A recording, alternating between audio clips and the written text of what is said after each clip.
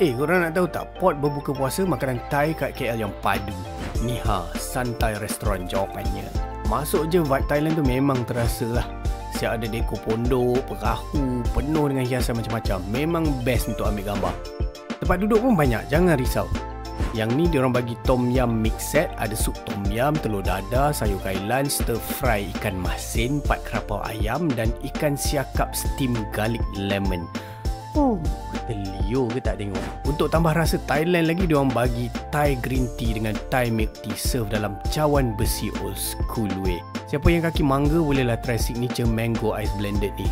Untuk dessert pula, diorang ada banana roti dengan coklat leleh dengan hirisan pisang ke atas.